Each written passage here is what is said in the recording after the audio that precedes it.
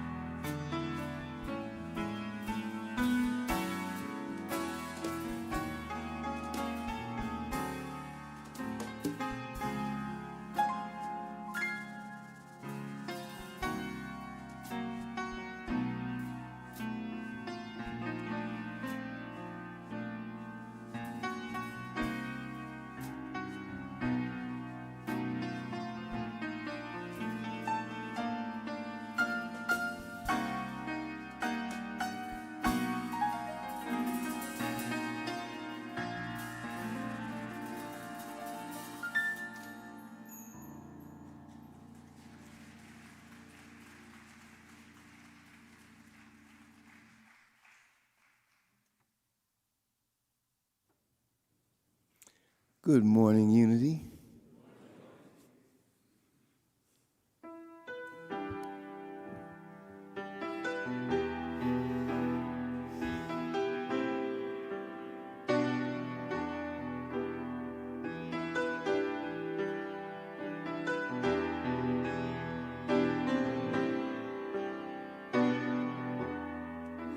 Could it be, do you hear, a new freedom song is ringing?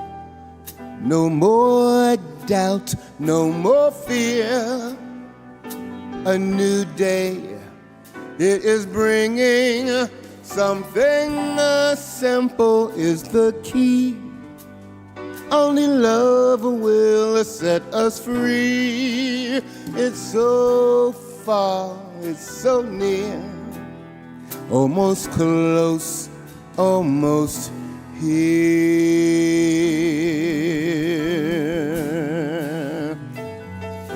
Can it be, do you hear? A new freedom song is ringing.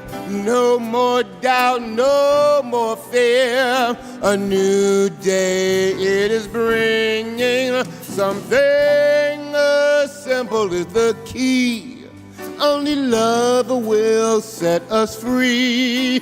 It's so far, it's so near, almost close, almost here.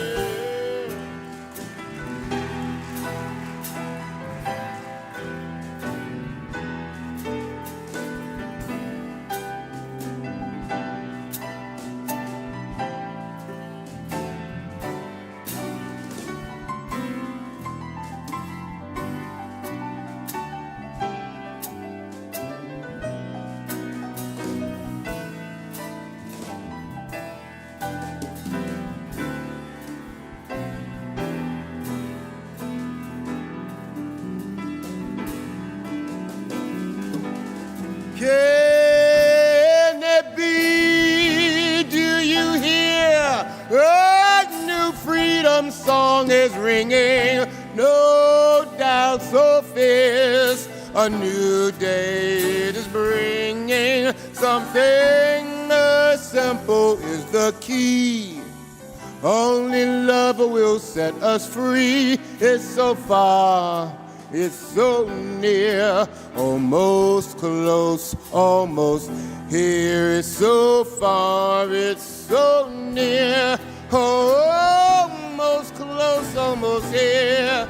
It's so far,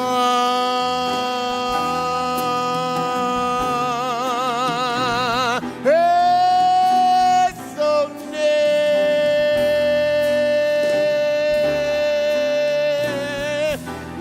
it's so far,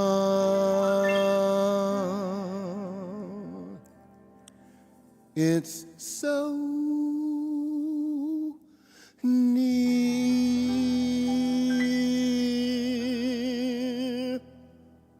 almost close,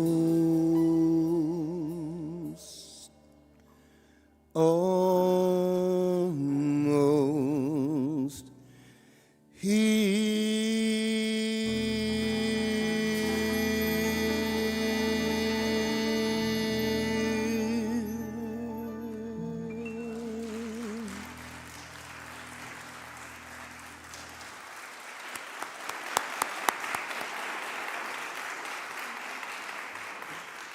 We are certainly richly blessed. We have Mr. Christopher Prince on vocals.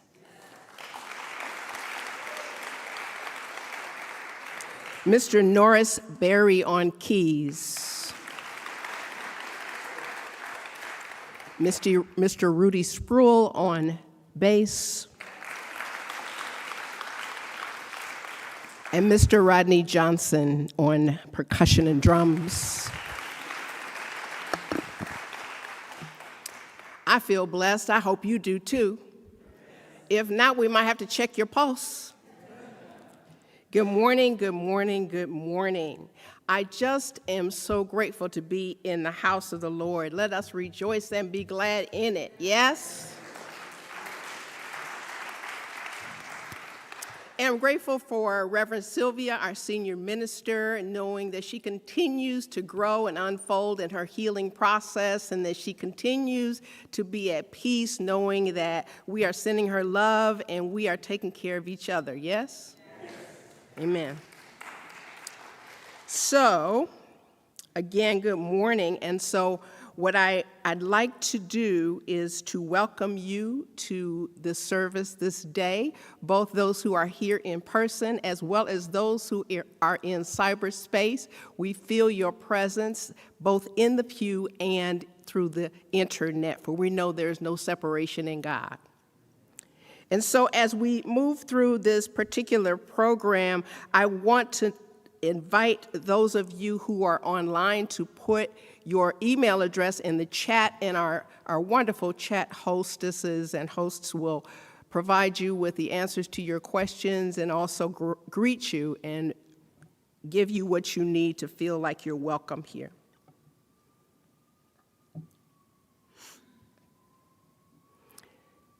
This is for Yvonne. Hot Caribbean nights follow hot West Indian days, where the sun's beams lights make you lazy from its rays.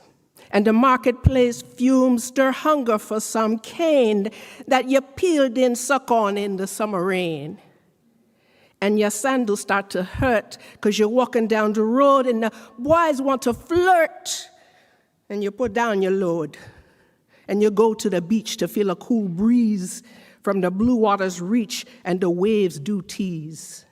And you sit down a while beside a big goat and you can't help but smile. Then you start to float as your mind takes you to a beautiful view, because you know that soon comes some patties and some rum where you'll dance to the beat and your blood will start to heat to the reggae rhythm sound, and you look all around and you see no frown as the steel drums pound throughout the town.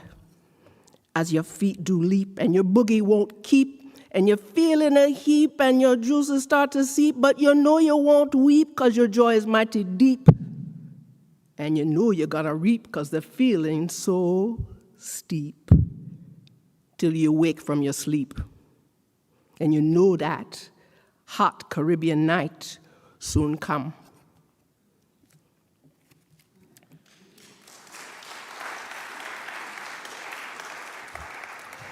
I've been a thespian long enough to hold for applause. I know to do that.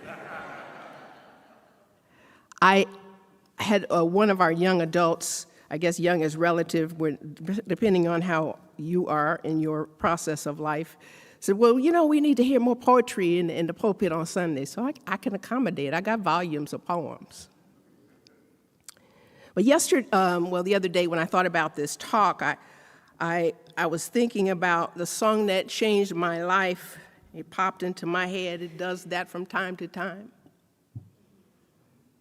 I used to think God was the sun. God is the sun. But God's so much more than the earth or the stars or all of creation.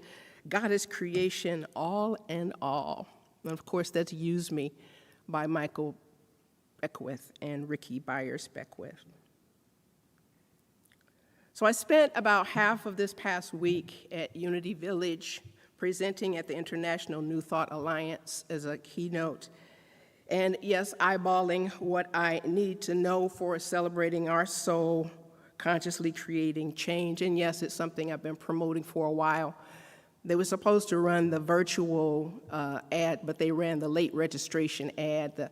The registration is not available for in-person seating. We're sold out in terms of seats. And so you can get a virtual registration card in the lobby area, and they will, that'll get you to see one of our own who's presenting. Mr. Miko Whitlock is doing a virtual offering, and it's on self-care, so you might want to come just for that, I'm just saying. Because who doesn't need self-care? So God needs us to shine His light as me, as you. I wanted to tell you that I came up with this talk title a few days ago, and all I could think of was hot. I was just hot. I could barely think, I was so hot. And the last time I remember being so hot and not being able to get out from under the heat was several years ago when I was having hot flashes. And yesterday I decided to look up the meaning of hot flashes. According to thriveglobal.com, hot flashes serve to remind a person that they are midway through this life cycle, and it acts as a spiritual catalyst to take stock of one's life, see where you are, where you have been, and what you would like to create, change, or contribute, because time is going by fast. All right. What can I create? I've been creating stuff all my life. I started writing when I was a kid. I've been creating. I've been performing. I've been directing, producing. But the next question is, what can have lasting value long after I'm gone? Well, that depends on who and what I'm putting first. Showing love is more important than accumulation, or what many people consider success. But there are people who are only focused on accumulating, aren't there? Some people think that they can control an external condition. Old thought religion says success means a good job with great pay. What do you say success is today? Have you thought about it? When I was at Unity Village to give my talk, it was on eternally unfolding love. Because sometimes we just rely on our affiliations or associations or past successes to sustain us. But unless and until we are willing to have a new thought, we will just be hot. And instead of flashes of light or enlightenment, we are simply relying on the outer effects and have lost any sense of meaning God is giving us. We can get distracted and or depressed by the events in the world, the environment, global warming, a viable presidential candidate, the efficacy of a political party, the agenda of a nefarious foe, and so on and so on. This is just a season. It's not only election season, it's summer. And it's not the only season. We must prepare for the winter in the summer. Proverbs 6, verses 6 through 8 says, "Go to the ant, thou sluggard, consider her ways and be wise, which, having no guide, overseer, or rules, provideth her meat in the summer and gathereth her food in the harvest." And I was reading that the other day, and I remembered, and this is like 27 years ago, late 90s. We're laying up there and notice that there is this whole string of ants that are going around the ceiling at the edge of the walls. And in the lead is what my partner at the time named Hazel, and would say, "Look at Hazel, look at Hazel." And they're carrying crumbs of food as big as them or close to. And you know, maybe there was 100 of them, I don't know. But if an ant can prepare for famine and lead an army of ants to victory, why can't we? So I'm remembering purposeful ants from 27 years ago. When they look at us 27 years from now, will they say that we're as smart as ants? 2 words, hot and summer. Some believe that there's a metaphysical connection between the heat in the body and our thoughts, emotions, and reactions. Some people believe that the body may flush heat in response to embarrassing incidents, memories, or thoughts. But let's move away from the bodily heat for a moment and think about spiritual heat. The Jewish Torah consists of a code of law that governs the body or the physical life of humans, as well as law for the soul. the inner dimension that addresses our spiritual selves. It says that prayer is the height of intimacy with our Creator. In fact, prayer is so sacrosanct that even if a snake is coiled around your heel, you should not interrupt your prayer. I know some of you say, I don't know what you're talking about. I'm going to be out of here. But the Talmud qualifies this by saying the snake's venom is not life-threatening, but there's a distinction between a snake and a scorpion. And this really isn't about political candidates, I'm just saying. A snake injects a person with a burning poison, while a scorpion's poison is cold. The Talmud sees the burning poison is the heat and passion of earthly desires, and the poison of coldness is an apathy, which leaves a person indifferent to everything, material and spiritual. Yuck. So you can imagine that we may recognize these traits, or we may think about these traits and wonder how we show up in the world.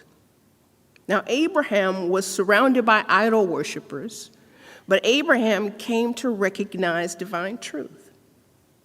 He passionately and devotedly served what he was taught to regard as worthy of worship. But then he matured into a desire for God. Because remember, there were stones and stuff that they were worshiping, right? So he placed himself in God's hands, and he asked God to guide him to the truth. And so I'm inviting us to do that as well, to place ourselves in God's hands and ask God to guide us to the truth. If your prayers are threatened by the frigid poison of a scorpion, interrupt your prayers. The icy sting of indifference is threatening, and you must conduct a full assessment of your spiritual life. If you find yourself indifferent somehow, please go within and examine your connection with your source. Nothing holy can come from spiritual coldness.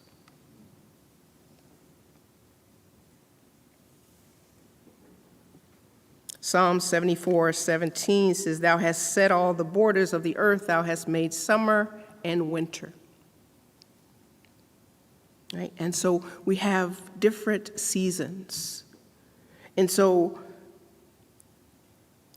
while the earth remaineth, Genesis says, seed time and harvest, and cold and heat, and day and night shall not cease. So I just think it's interesting that it says, while earth remaineth. I'm like, what do they mean by that? Right? So in this dimension, as long as this dimension is our experience, then think about what it is that we are doing in the summer and what we're doing in the winter.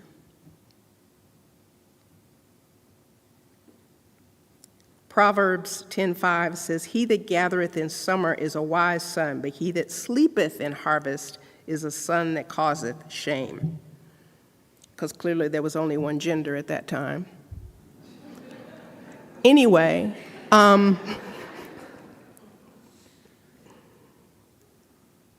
are you sleeping or are you gathering?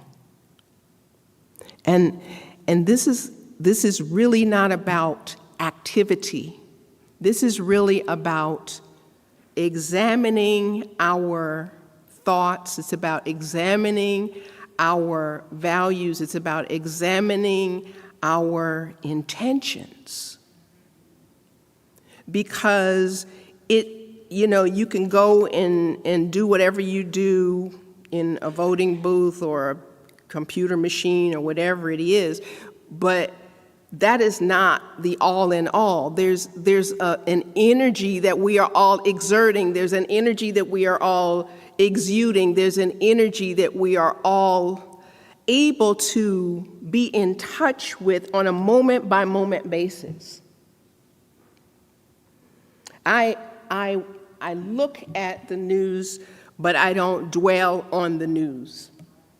And so I notice particular characters. I pay close attention to particular characters who have the appearance of having an influence over my life, right?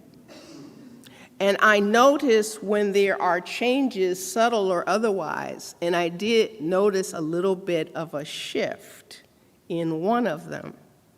And I thought, interesting that there is somehow a humility that's in there somewhere.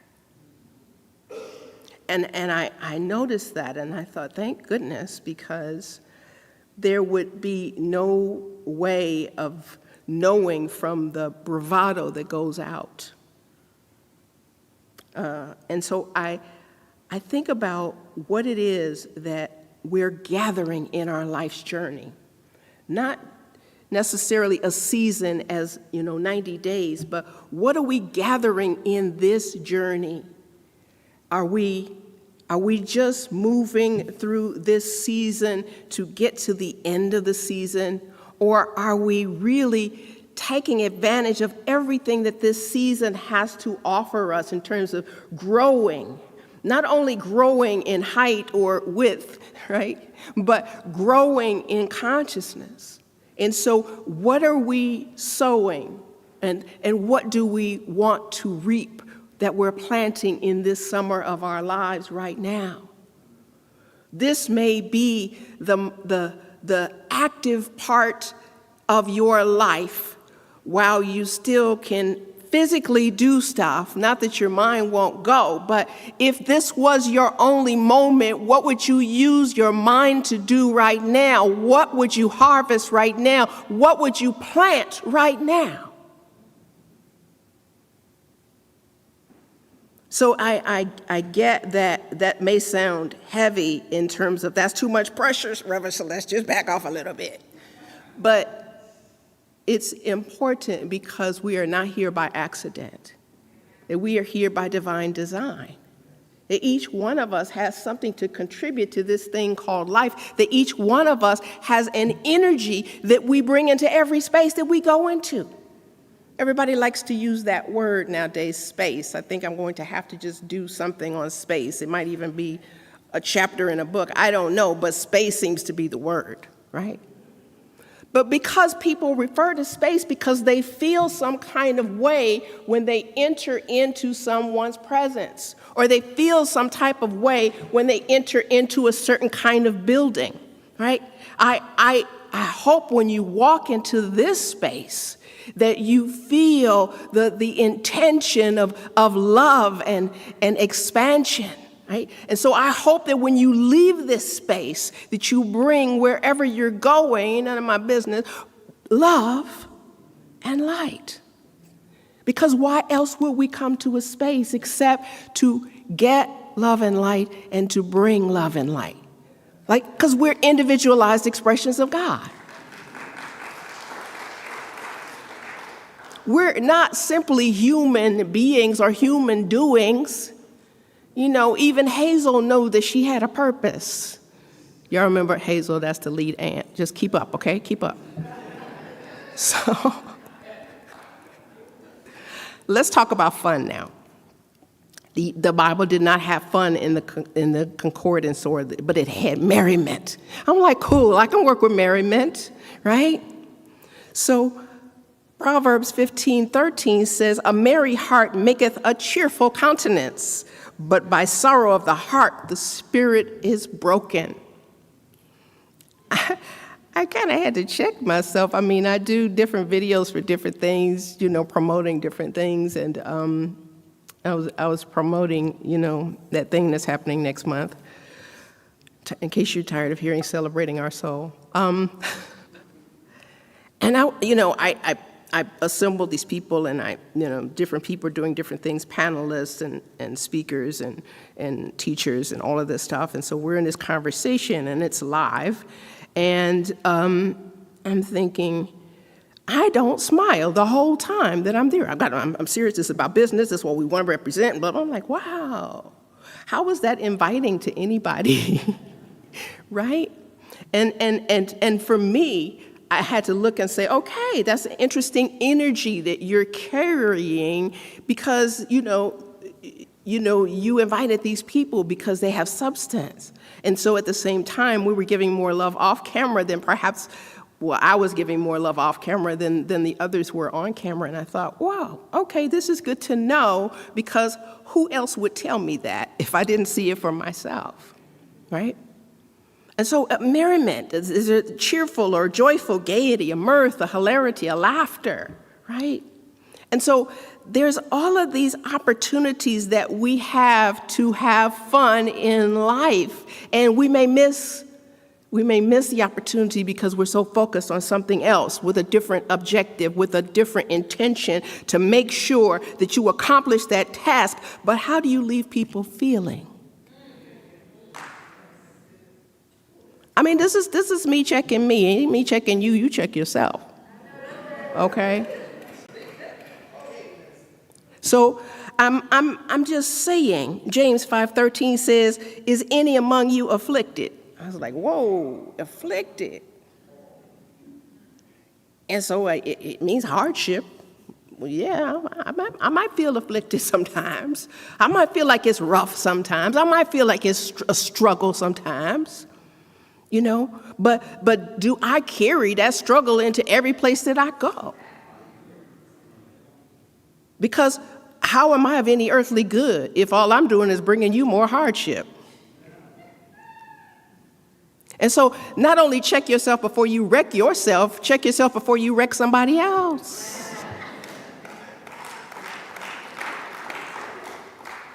I'm just telling you, as I learn stuff, I like to share stuff because I'm a teacher. That's what I do. So it says, if you are afflicted, let us pray. Let us pray. I stop and drop.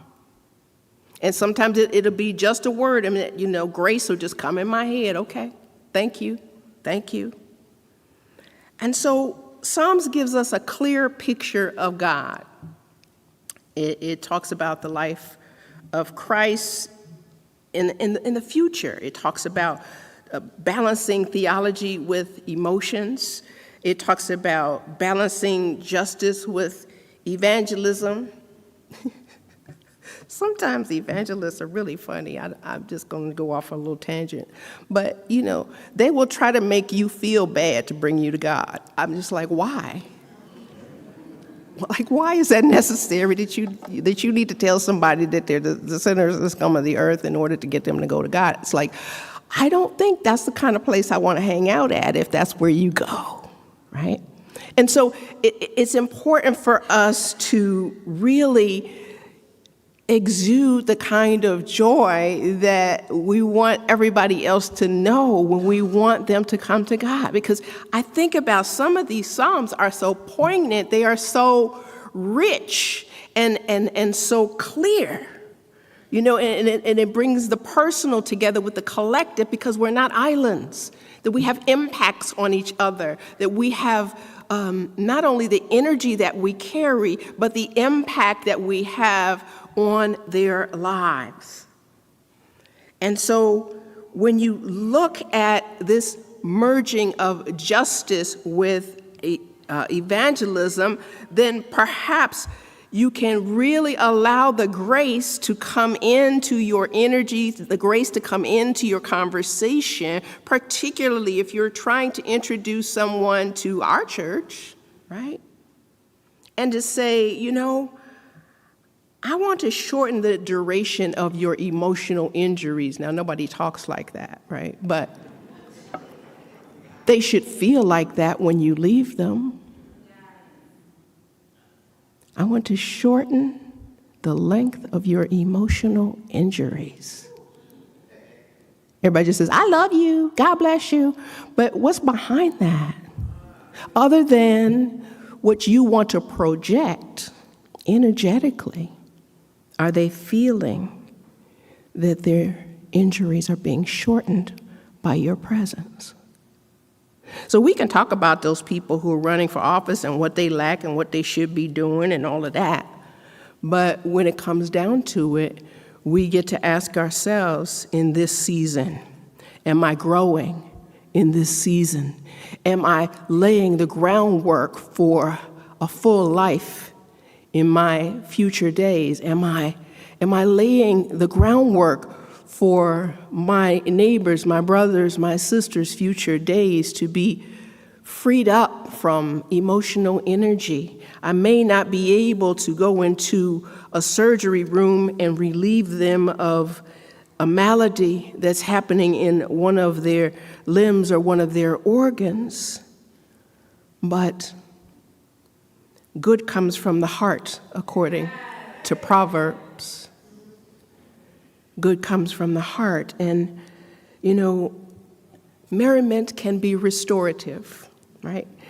I'm an adamant believer in restorative justice, and what I know about restorative is that it heals the pain while seeing the person as a human being, as a living being, as a necessary being, right? And when we can navigate through life bringing that kind of energy, I'm gonna call that hot fun, right? I'm gonna call that hot fun because I feel like when you participate in the transformation of someone's life in a beneficial way, that it's not about false optimism, but it's totally about our willingness to love. Not the word love, not the mouthpiece love. And so I'm just knowing that we can be in our joy, because I don't know about you. When people come to me and they tell me that I've been a blessing in their life, I am so humbled. I was humbled the other day. I was, about to give my talk, and all these people who I've known for years were running around setting me up for success, and I just started feeling myself crying. I was like, whoa, they want me to succeed. And just recognizing that in that moment, I almost got like a lump in my throat before my talk, right? And we have to notice when someone is giving the energy to us that lifts us, that makes us feel relevant. Let's just talk about being relevant. It's not about the resume, because in the end, if someone left your presence feeling like something under their shoe, then I don't want to resonate that way, right? And so it's important for us to know that this is a season for being on fire for God. You can call it election season if you want to, but unless we're on fire for God, it don't matter who's up the hill. It don't matter who's in the Congress. Unless we're on fire for God, then we can't impact the air that is around these people who are making decisions about our lives. People say, ooh, that must be interesting, because people I haven't seen since I've been here. Ooh, what's that like to live in Washington, D.C.? And I say, when I take a certain route to work and the Capitol is in front of me, I send light. And they're like, thank God, we knew you would, right? And so I'm inviting us all. I mean, I know you could probably be jaded at this point for those Washingtonians who hold that moniker proudly and can tell me how many generations have been here in Washington. But what is really essential is, what is the energy that you are willing to give to your beloved hometown? And that can go all around the planet, because somebody from everywhere is up in this mug, right? And so I'm just inviting us to look at the summer as being a time of growth, and look at the summer as being a time to be on fire for God, and look at the summer as a way to enjoy doing both. And that's all I have to say. Namaste.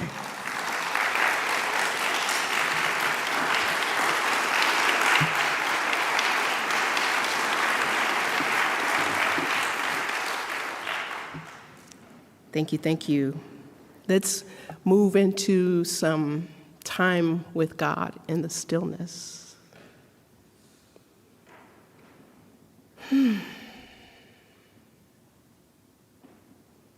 Love, intelligence. Another name for God is I recognize, I re-know, I rethink the energy of love, not as a concept, but as a feeling. And I allow myself to rest in love.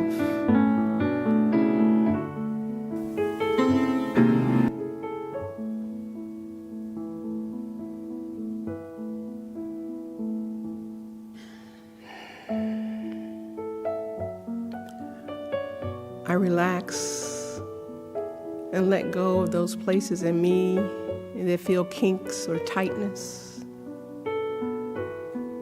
and let love lead me into letting it please me. And I'm knowing that I may not know the difference in my head, but in my heart I do. I feel the support of the infinite grace.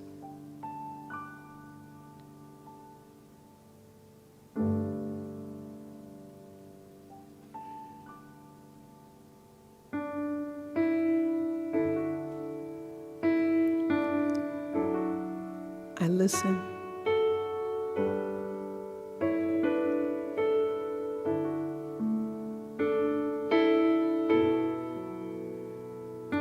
As it drops a word or a vibration.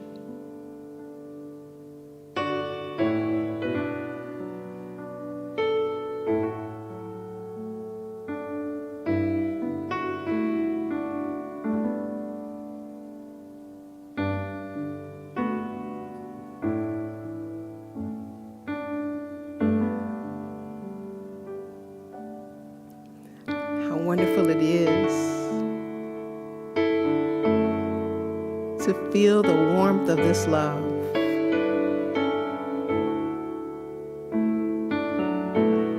It brings me joy.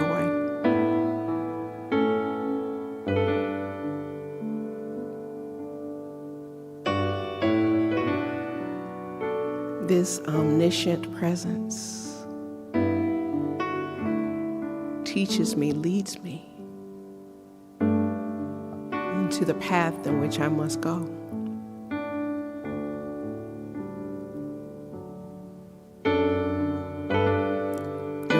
Righteousness ain't about being right, but about being in alignment with my good.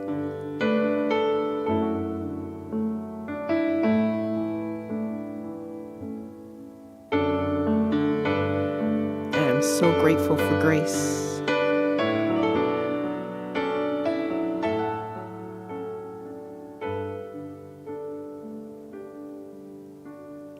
The ground we're standing on is holy. As we recognize ourselves as an expression of love.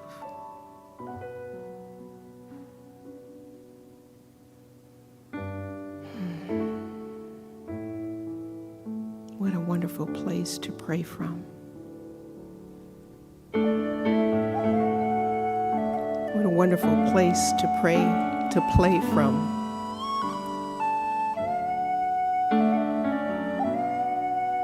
To have fun in. To smile and laugh and giggle and experience pure joy.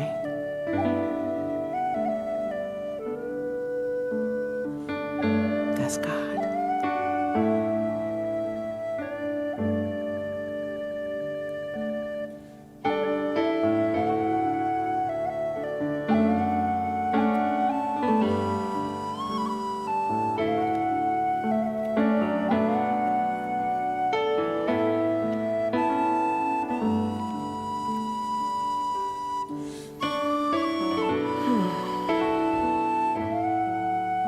God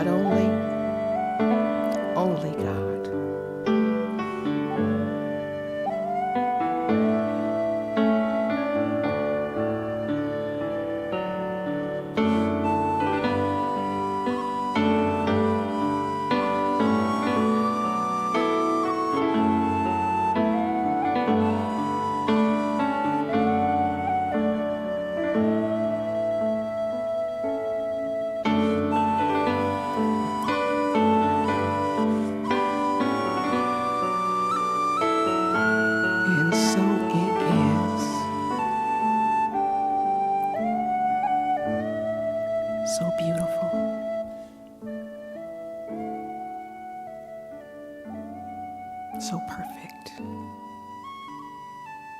so real.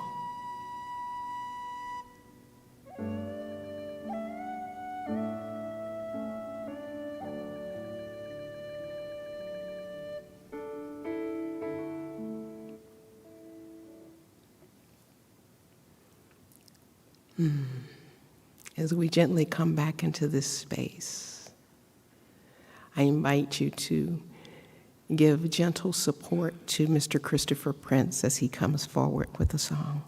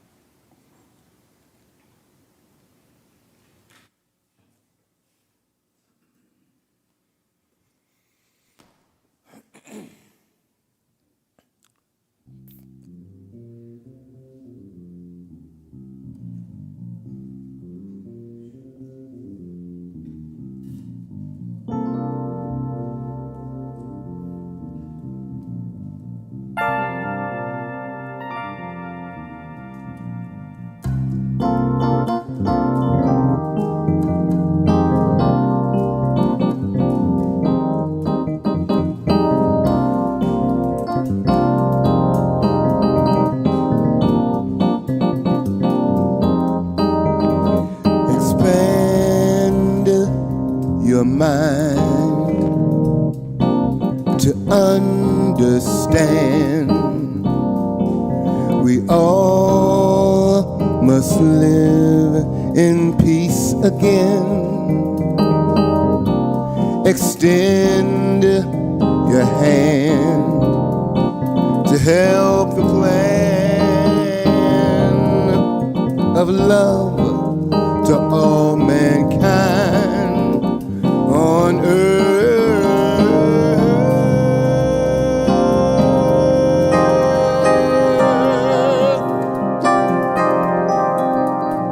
Meditate, contemplate, meditate, contemplate the universal love, divine energy, universal love that will help us see that what binds us is infinite, like sky.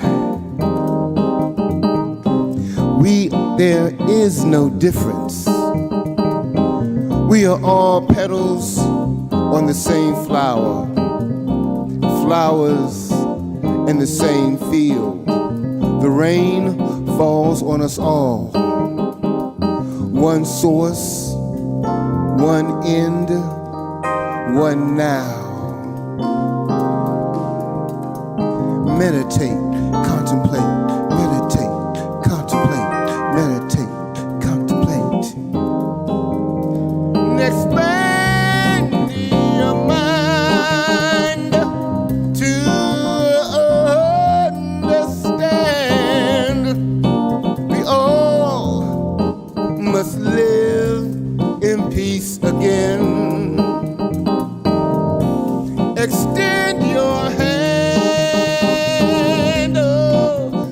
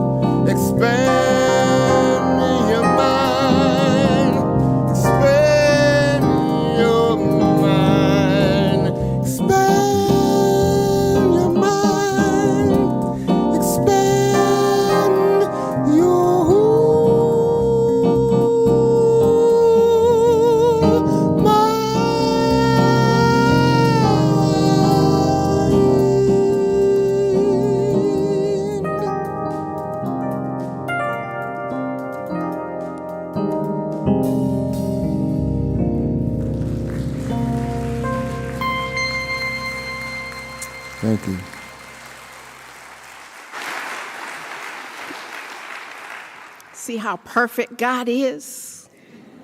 Just lines everything right up. And so let's affirm that together with our affirmation. I will read our affirmation, and then I'll invite you to read it with me, whether it comes up on the screen now or later. In this summer season, I am abundantly growing. As the light within me shines brighter, I nourish everything that catches my rays. I am rich with understanding and truth. I am grateful. Together, in this summer season, I am abundantly growing. As the light within me shines brighter, I nourish everything that catches my rays. I am rich with understanding and truth. I am grateful. Yay.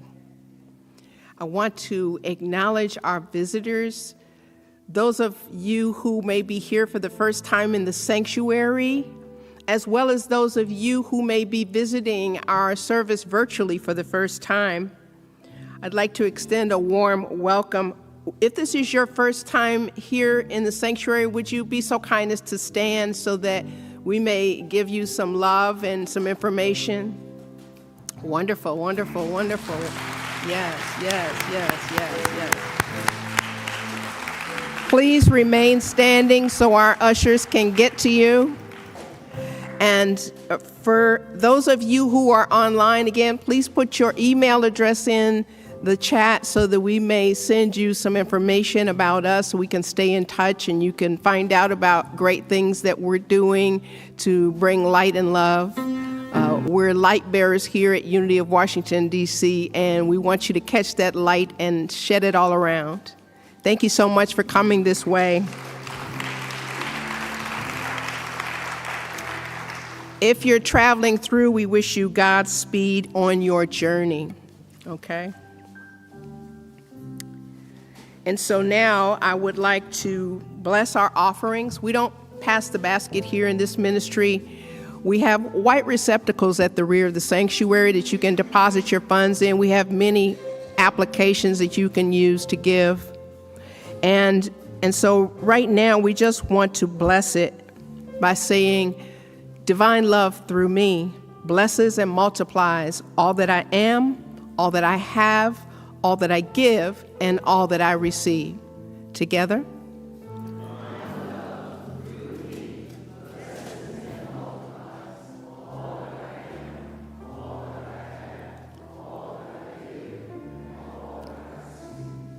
And for those of you who are used to giving electronically, who are not online, they'll show them at the end of the service on the screen, but all of the ones that you usually use, we got them. I invite you to visit our bookstore for books, greeting cards, gifts, and more after service. It's right in the next hallway. And I'm just grateful that we are in this space together of joy and that we are warmed by each other's presence. Blessings to you all. We're going to move forward with our closing songs at this time.